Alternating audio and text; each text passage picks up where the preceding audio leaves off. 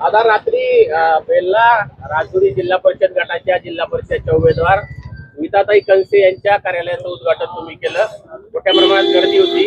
आता बेल्ला पंचायत समिती गणाचे उमेदवार राजू शेठ पिंगट यांच्या कार्यालयाचं तुम्ही उद्घाटन करत आहात. राजू शेठ पिंगट यांच्या उमेदवारीबाबत काय सांगाल आणि किती विश्वास आहे जिंकण्याचा? आदर्श ग्राम बेल्ला खरं तर हे शिवकालीन गाव आहे. या गावाला ऐतिहासिक वारसा आहे. या गावामध्ये धनुष्यबाणावर आदरणीय राजाभाऊ गुंजाळ स्वर्गवासी आमचे मित्र हे धनुष्यबाणावर जिल्हा परिषद झाले होते. या सर्व कार्यकर्त्यांनी जीवाचं रान केलं होतं. त्याच्यानंतर स्वतः राजाभाऊ पंचायत समिती सुद्धा इथून निवडून आले होते धनुष्यबाणावर. त्यानंतर त्यांच्या धर्मपत्नी आदरणीय आमच्या माधुरी वहिनी गुंजाळ देखील सुद्धा ह्याच मतदारसंघातून पंचायत समितीमध्ये निवडून धनुष्यबाणावर आलेल्या होत्या. धनुष्यबाण आणि जनता हा एक वेगळं नातं आहे. राजाभाऊ जे आमचे मित्र आहेत पिंगट हे आता विद्यमान उपसरपंच बेल्ल्या गावचे आहेत. तळागाळातलं आणि साध्या कुटुंबातलं व्यक्तिमत्व आहे. त्यांचा सर्वसामान्याची नाळ जोडली गेलेली आहे. त्यामुळे या ऐतिहासिक गावाला एक चांगला माणूस उमेदवार म्हणून आम्ही दिलेला आहे. खरं तर बेल्ल्याचा अधिकार आहे. बेल्ल्याला एकतर जिल्हा परिषद तरी पाहिजे किंवा पंचायत समिती तरी पाहिजे.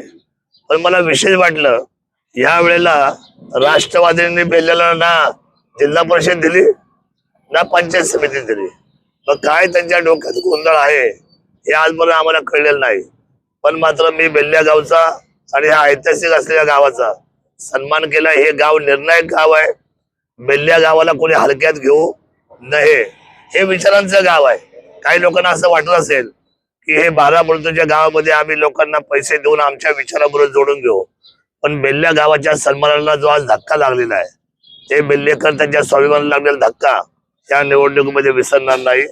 1,00,000% या गटातून राजाभाऊ आमचे मित्र पिंगट आणि सन्माननीय आमचे मित्र पंकजी कंसे यांच्या धर्मपत्नी सौभाग्यवती स्मिताताई पंकज कंसे हे चांगल्या मताधिकांनी बेल्लेकर उंचीवर ठेवतील हा विश्वास मला आहे. हे सगळे चांगले कार्यकर्ते मी इतक्या वर्ष पाहतोय. म्हणजे राजाभाऊ पासून ही काम करण्याची फळी आहे. मग त्याच्यामध्ये मोहनराव आहे, आमचे बाळासाहेब आहेत, आमचे दिलेशजी आहेत, बडूशेठ आहे, सागरजी आहे. म्हणजे बेल्ल्याचे आता वसंतराव आम्हाला नव्याने भेटलेले. वसंतरावचं पण सामाजिक काम राजाभाऊ एवढं मोठं आहे.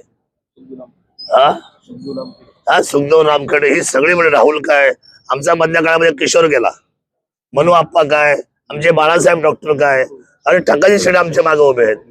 बरोबर ना शाखा प्रमुखजी. म्हणजे ही सगळी आमचे संजीव बाबा इथं या कुटुंबातला आमचा कुटुंब प्रमुख आहे आमचा संजीव बाबा. ही सगळी रमेशजी आपण जी मंडळी आहोत ही आपण जीवाभावाची मंडळी आहोत. त्यामुळे आमचा सचिन दिसत नाही मला इथे. आपण सगळे जी मंडळी आहोत राखीजी ह्या बेल्ल्या गावाचे करते धरते आहोत. आणि सन्मान्य मारुती शेठ गुंजाळ असतील, राकेशजी असतील, विजू काका कुठे उभे, विजू काका आहेत आमचे, रमेशजी पिंगट आहे. मी याच्यासाठी हे बोलतो हे गाव आमच्या एवढ्या तोंड वळणावर आहे. माणूस पाहिलं त्यांच्याबद्दल आमच्या मनामध्ये विजू काका आनंद निर्माण होतो. मी आलो बेल्ल्यामध्ये की मला एवढा आनंद निर्माण होतो. कारण ही सगळी चालते बोलते माणसं एवढं मनातून बोलतील, तोंडावर फटाफट बोलतील. म्हणजे तोंडावर बोलून राग व्यक्त करणारे गाव जर कुठलं असेल ना तर ते फक्त बेल्ला आहे. त्याचं काय नुसतं हातून स्क्रू ड्रायव्हर घेऊन बसतात. पण बेल्ला गाव मात्र तसं नाही. निलेश आमच्या दिलेशला काय वाईट वाटलं तर थोडा वेळ बोलणार. बोल म्हणजे आमची मुलं मैदानी तोफ आहे. त्याचं डोकं जर खराब झालं काय बोलत फटकर ते काय म्हणजे संजीव बाबाचं त्याच्या पुढचं मिसाईल आहे. म्हणजे आता ही अशी जी आमचे मित्र परिवार आहे ब्रह्मास्त्र आहे. म्हणजे ह्या सगळ्या बरोबर मी कारभार केलाय. हे काय ते एक दुसरं ब्रह्मास्त्र आहे. एकदा बिघडली हे काय सावकार आमचे आलेत. सावकारजी आपण सगळी मंडळीने मदत करा. बेल्ल्या गावाच्या एकजुटीला कोणी तडा लावून देऊ नका. खरं तर आमचा मधल्या बडू गाडगे गेला, आमचे राजाभाऊ गेले आपल्या सर्वांचे, त्यानंतर आपले किशोर तांबे गेले. ही ती सगळी आपली मंडळी होती सन्मानसर वावरणारी. ती मधल्या काळामध्ये आपल्याला सोडून गेली. आणि या गावाला जी उमेदवारी दिली शिवसेनेने ते त्या उमेदवारीच्या पाठीमाग या दोन्ही उमेदवारीच्या पाठीमाग उद्याच्या भविष्य काळातला फार मोठा विकास त्या ठिकाणी आपली वाट पाहतोय. विकासाच्या निमित्ताने हे गाव अतिशय प्रगतीपथावर जाईल. मुस्लिम बांधवांच्या सुद्धा कब्रस्तानला किंवा तिथल्या पेवर ब्लॉक्सला, संरक्षण भिंतीला, दर्ग्याला खूप मोठा पैसा आपल्या काळामध्ये आपण दिला. जात पात धर्म आपण काय पाहत नाही. हे स्वराज्याचं सूत्र आहे. स्वराज्यामध्ये छत्रपती शिवरायांनी कधी जात पात धर्म बिलकुल पाहिला नाही. सगळ्या बाणा बरोबर बरोबर घेऊन शिवरायांनी स्वराज्य स्थापन केलं. त्यामुळे इथल्या मुस्लिम बांधवांना माझं आव्हान आहे, तुमची काही नाराजी कुणाबद्दल असेल तर मला सांगा. मी आपल्या सगळ्या कामांमध्ये लक्ष घालेल आणि समन्वयाने या सगळ्या गोष्टी आपण सोडू. कधी कधी काय होतं की जातीय तेढ काही लोक निर्माण करून वरच्या म्हणजे वरच्या नेत्याकडून ती खाली पसरवली जाते आणि नेहमी त्या वातावरणाचा किंवा त्यांच्या सहानुभूतीचा फायदा समोरची पार्टी घ्यायचा आतावर प्रयत्न करत आलेले हा आजपर्यंतचा इतिहास आहे. त्यामुळे मी पुन्हा एकदा या गावामध्ये आलो की सगळ्या घटकांशी मी बोलणार आहे. 12 बळुतेदाराचे सगळे घटक इथं प्रमुख आहेत, महत्वाचे आहेत. मी या सगळ्या लोकांशी बोलणं करेल. तर विकास करणं ही आमची नैतिक जबाबदारी आहे.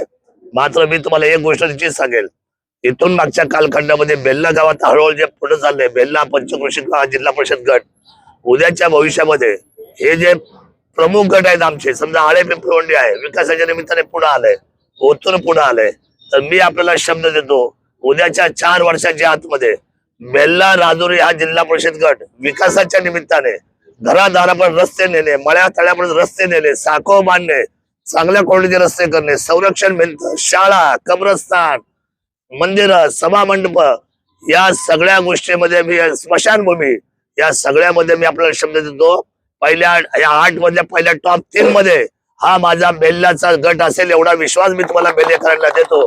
बेल्लेश्वरच्या चरणी प्रार्थना करतो की बेल्लेकरांनी हा संपूर्ण असलेला विजयाचा रथ आणि विजयाचा असलेला ध्वज हा आम्हाला तुम्ही त्या ठिकाणी उभा करण्यामध्ये आपल्या गावातून मदत करावी.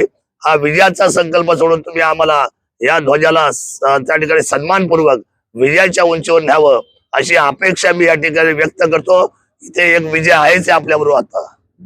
हा विजय काका म्हणजे विजय आहे. त्यामुळे आपल्या सर्वांना ही विनंती करतो की ह्या चांगल्या असलेल्या दोन्ही शेतकरी कुटुंबातल्या मंडळींना आपण सन्मानपूर्वक विजय करा अशी या ठिकाणी विनंती करतोय. दादा, शिवजन्मभूमीचा चाळकवाडीचा रायगड या नगर परिषदेच्या निवडणुका झाल्या त्याच्यामध्ये, आणि आता जिल्हा परिषदेच्या निवडणुकीच्या पार्श्वभूमीवरती आम्ही पाहिलं तर हजारो लोकांचे पाय त्या शिवजन्मभूमीच्या रायगडाला आले. पुणे जिल्ह्याच्या उत्तर भागात शिवसेना पक्षाकडून त्याची पताका फडकवली जाईल का? शिवसेनेच्या शिलेदाराला मंत्रिपद मिळणार का? शरद सोनवणेला मंत्रिपद कधीच मिळणार नाही. पण किल्ले शिवनेरी शिवजन्मभूमी ही अशी भूमी आहे, ही अस्मिता आहे अखंड हिंदुस्थानाची. जे 75 वर्षात घडलं नाही ते आता घडणार आहे. मंत्रिपद जे मिळेल ते अखंड हिंदुस्थानचे आराध्य दैवत छत्रपती शिवरायांच्या जन्मभूमीला एकनाथजी शिंदे साहेब मंत्रिपद दिल्याशिवाय राहणार नाही हा विश्वास मी तुम्हाला देतो. शरद सोनवणे ही व्यक्ती आहे, व्यक्तीला मंत्रिपद कधीच मिळणार नाही, मला मिळू शकत नाही, त्याच्यासाठी माझा अट्टास पण नाही. पण 75 वर्ष माझी शिवभूमी किल्ले शिवनेरी वंचित का राहिली? ज्या लोकांना राजकारण करायचे आतापर्यंत या अखंड हिंदुस्थानाचं, ते सगळे निवडणुकीमध्ये कुणाचा फोटो लावतात? छत्रपती शिवाजी महाराजांचा. जय भवानी जय शिवाजी म्हणतात. शिवरायांच्या नावाचा जयघोष होतो आणि शिवरायांच्या नावाने तुम्हाला सत्ता सर्वांना पाहिजे, मग पक्ष कुठलाही असो. मग शिवरायांच्या भूमीला न्याय का नाही हा साधा विषय आमच्या डोक्यामध्ये असल्यामुळे इथल्या शिवभक्तांनी पत्र व्यवहार केले आहे लाखो लोकांनी सरकारबरोबर, आणि त्यांनी मागणी केलेली आहे की छत्रपती शिवाजी महाराजांच्या शिवजन्मभूमीला हे आपण मानाचं पान हे सरकारमध्ये द्यावं. आणि मी तुम्हाला खात्रीने सांगतो ही सुद्धा गोष्ट कोण करू शकतं तर सन्माननीय यशस्वी मुख्यमंत्री आणि आता विद्यमान उपमुख्यमंत्री सन्माननीय एकनाथजी शिंदे साहेब याचा निर्णय करतील. आणि किल्ले शिवनेरीवर या सरकारचा असलेला महत्वाचा मान सन्मानाचा तुरा त्या ठिकाणी रोवला जाईल, एवढंच मला या निमित्ताने सांगायचं.